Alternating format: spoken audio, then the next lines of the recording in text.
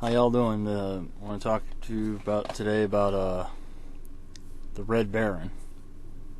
More or less, I'm going to be talking about who may have shot him down. Okay, now before we really get into this, there's some facts that you should know. Okay, one is the more recent consensus is that an Australian gunner named Cedric Popkin shot him down. Now, the problem with that is Sergeant Popkin wrote a letter, which is depicted in this documentary that everybody seems to ignore, that describing what happened. Now, the fatal shot went in the right side of the Red Baron. The bullet went in the right side, tumbled. It was when the body's hit, there's an effect called hydrostatic shock. Now, the closer the shot, the greater the wound damage. It said it had to have been a long-range shot because the bullet was still found inside of his jacket. It exited just below the left nipple. Now, the problem with that is Sergeant Popkins sent that letter, and in it he said he attached a sketch map, and he fired between those two X's that he indicated on the sketch map, which the Red Baron was not his right side was exposed, but his front. Okay? So he eliminated himself from the running of being the one that fatally shot him down. Now, the problem is that these authors and these historians, or as they call themselves, don't seem to get that concept. Now, this documentary came out in 2002. Well, it says it came out in 2003, but it was actually 2002.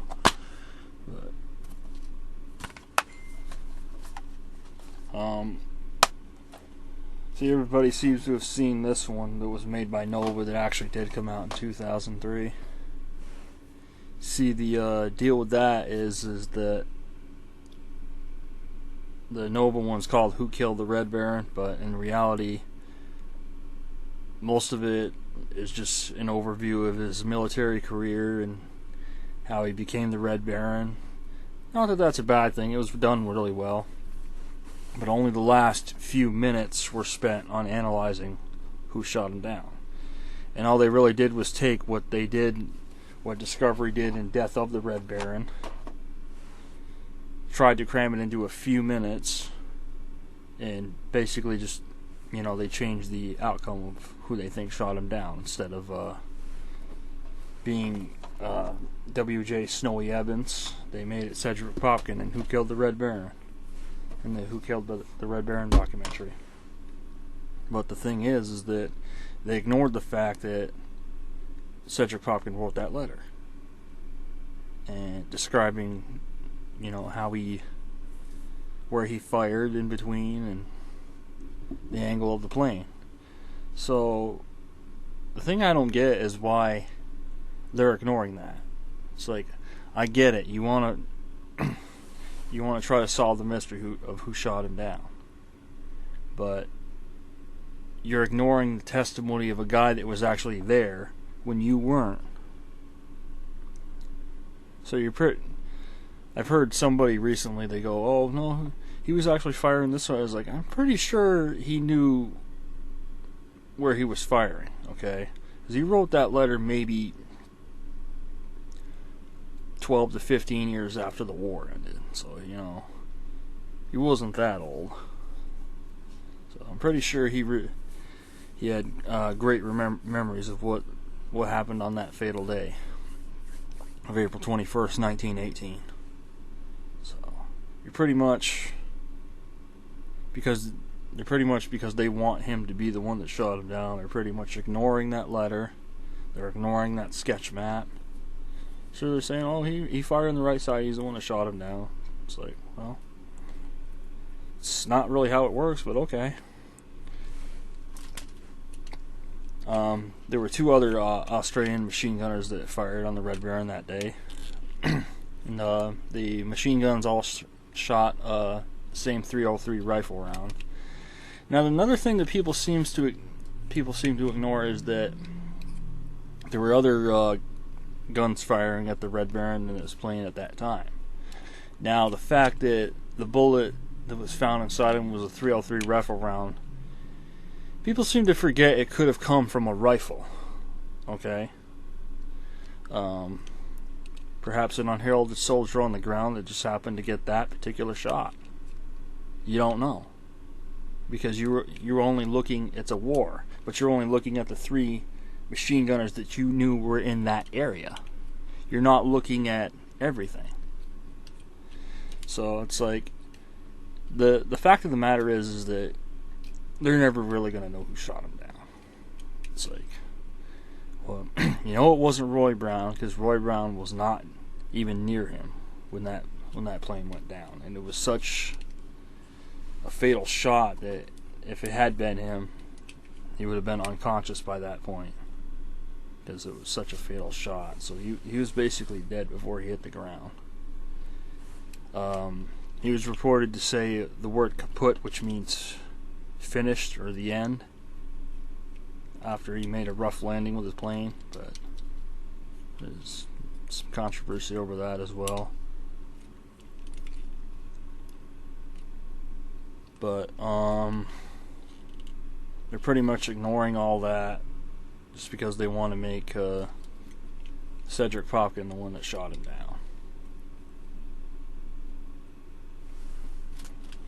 I guess it's because there's a picture of Cedric Popkin, and they figure if they don't have a name and a face of who might have done it, then it cuts into their narrative, I guess. Because, like with Snowy Evans, there's no actual picture of him.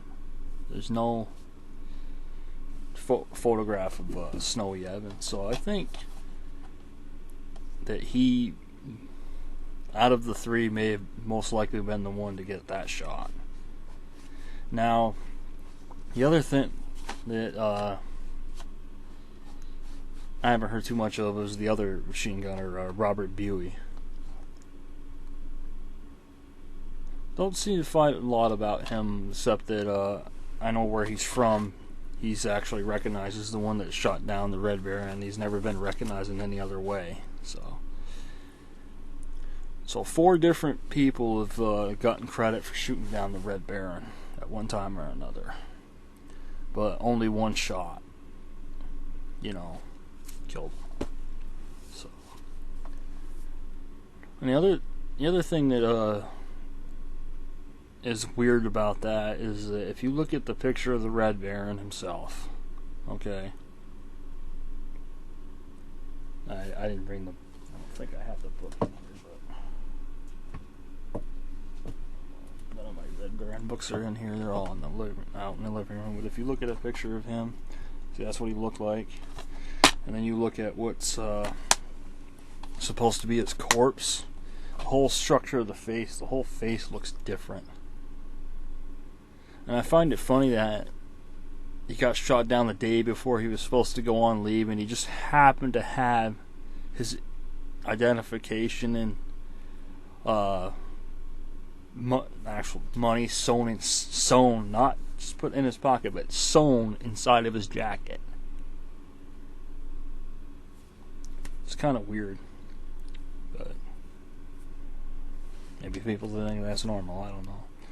But this Discovery Channel one's definitely the one of the best ones I've seen. It actually, they use a sharpshooter as well as a historian, forensic expert. They bring in all these guys, even flight simulators, to try and analyze who shot down the Red Baron. And they actually do that in this documentary, unlike this one, which basically just imitates what they do in the last 5 minutes of their show. So, kind of wonder. I don't really know when. Hold on, maybe I can look this up real quick.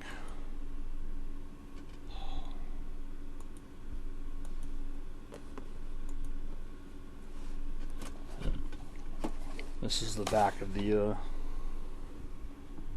let's see.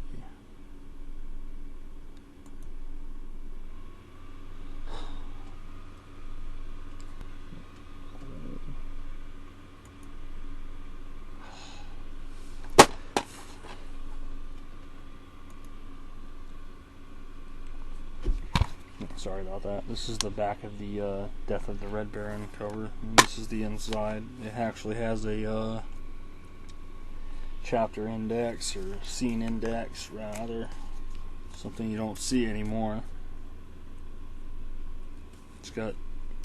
Does a really good job. This one's actually pretty hard to get, but it analyzes who may have shot him down. Like I said, this one came out first, and then the Who Killed the Red Baron one did. But I think the Nova one was really, it just made it. It shows a good overview of his military career.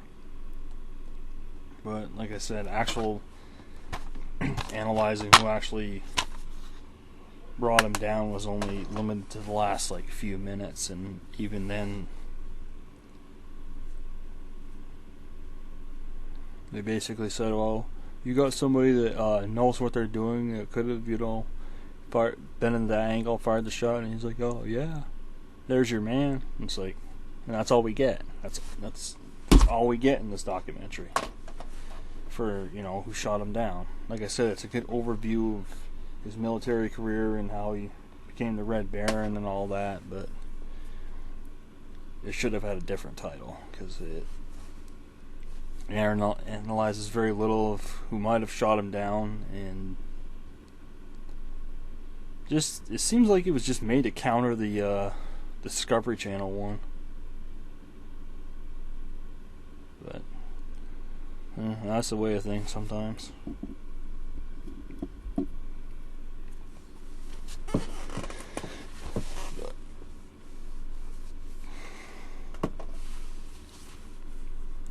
But they're both good, at least. There's other documentaries about the Red Baron. There's one called what was that one called? I know there's one that's on the Young Indiana Jones DVD set, Volume 2 of the Warriors, called Blood Red: The Life and Death of Manfred von Richthofen. So I know there's that one. But there's one called The Red Baron that came out in, I'm guessing, the 70s or 80s. I have it on VHS. And I don't feel like digging it out right now, but it's pretty good. It's actually probably the best one overall, even though it's a little dated. But it's really done well. It has interviews with old World War I pilots from the war, stuff like that. It's pretty good. Then there's one that History Channel did in 2006 called what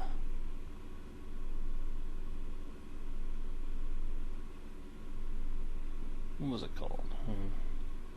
Well, the show was called Man, Moment, Machine, but yeah, I think it was called Red Baron and the Wings of Death. That was it. And it's narrated by Hunter Ellis, so that was a good one too. I actually saw that when I first started getting into the Red Baron, and became interested in that subject. But and of course there's movies. This one's called The Red Baron. That's, as you can see, I put it in a red case. That's the newest one about him that came out in 2000. Well, it came out in where it was filmed in Germany in 2008, but then came out over here and everywhere else in 2010. Now, you're probably thinking, if it was filmed in Germany, it was filmed in German, right? Wrong. It was filmed in English, so it would have an appeal to international audiences. which took a while. But if you read the reviews on Amazon, it's finally caught on. Now it's, like all biography movies, it's not really somewhat accurate, not fully accurate. The guy that plays him, Matthias Schweighöfer, I guess is how you pronounce his name. I'm guessing. I don't know. Does a good job. I mean, the character is kind of, not the Red Baron himself, but the way the character is portrayed in the movie, could have been better, but the movie doesn't really suffer because of that. I mean, there's a lot of good stuff in it. Like I said, there's definitely some inaccuracies to it, like with any biopic, but the aerial fight sequences make up for that. Now, it should be noted that there are two versions of this movie, okay? There is one that's a little over 2 hours long that was released in Germany, but again, it was filmed in English. Okay, you can get that one. If you have a Region 2 DVD player, you can just download it, so you can get that version. Or you get the international recut version, or re-edited version, what you want to call it, that, which is shorter, which is released in all the other countries, including this one. Now, it's a little weird the way that they edited it, but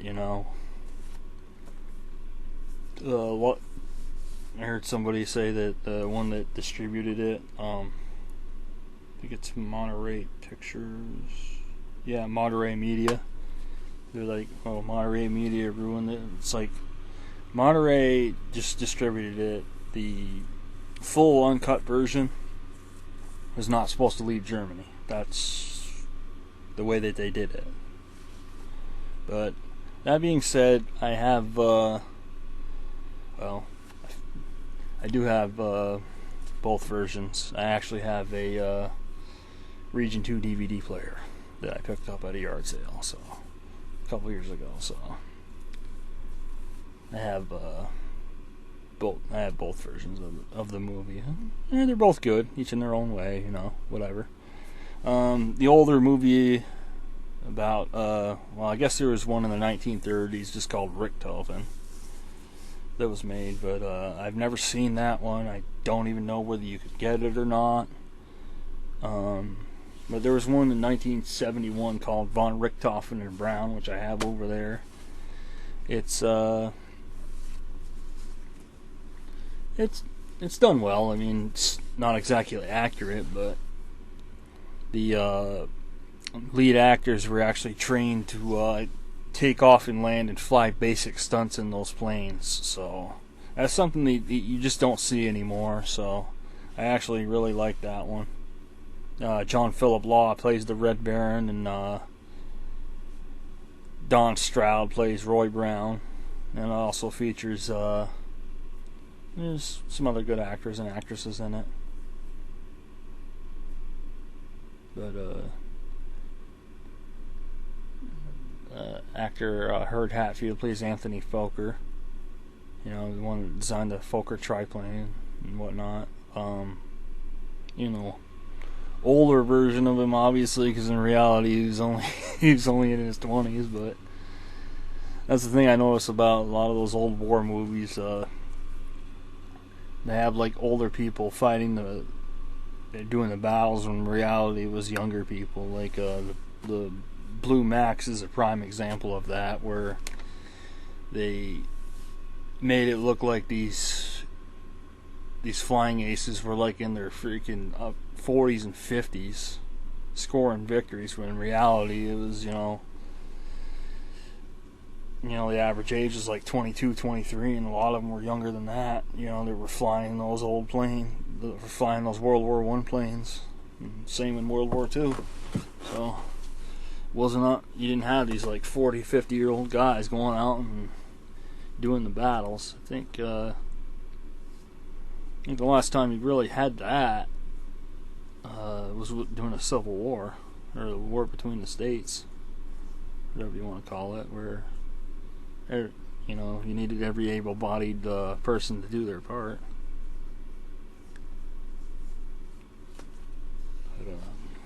But, yeah,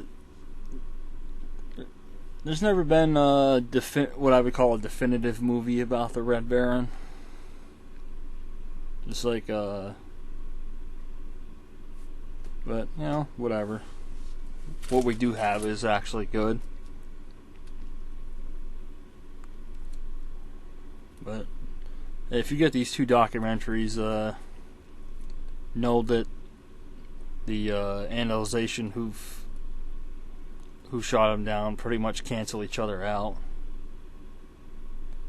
Although, like I said, the Death of the Red Baron one's the one that actually spends the whole documentary analyzing it in different ways, whereas the Who Killed the Red Baron Nova one just spends the last few minutes and pretty much just copies the Discovery Channel one, but changes the outcome. Or, yeah, changes the outcome. So, whatever. But, anyways, I've done a few Red Baron documentaries in the past, or talked about the Red Baron in the past on my YouTube channel. I'm sure you've seen, and whatnot. I just thought I'd do a little update, because I had a discussion the other day about who might have shot him down, and you're pretty much, you know, just these people just pretty much repeat the same stuff. You know, they say, Cedric Popkin shot him down. But it's like, you've never seen this Death of the Red Baron documentary, so you may not know about the letter. And if you do, you're basically just trying to twist it around.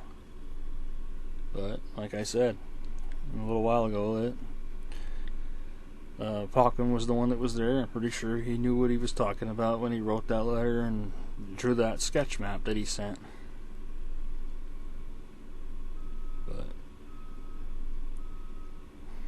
But that letter was ignored for 60 plus years, so it's probably why it's getting ignored now, because people still don't want to believe that he wasn't the one that shot him down.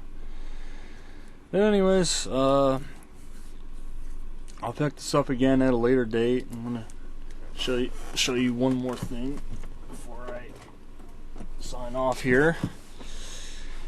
And this is a Lesney Matchbox. This is a World War I area ambulance. You can see the canopy there. It's missing the top canopy, but this is how I found it. Normally these are supposed to be, I guess, blue or green or whatever color they're supposed to be, but this is what I have. I mean, they're all pretty much the same thing. It's a RAF tender, which is a Royal Air Force World War I Crossley ambulance. It's pretty cool. I thought I'd show you that because it's from the obviously the World War I era. It's what you would have transported the pilots after they were either shot down or injured doing the battles. And of course, the ones that fought in the trenches below. Of course, I guess you couldn't really fit too many of them in one ambulance. But anyways, I hope you enjoyed this video, and I will have more for you later down the road. Like I said, it's been a while since I've done many videos. Need to get back on it. Just kind of been slacking off a little bit, but thanks for subscribing. If you haven't already, subscribe and check out my other videos. Have a nice day.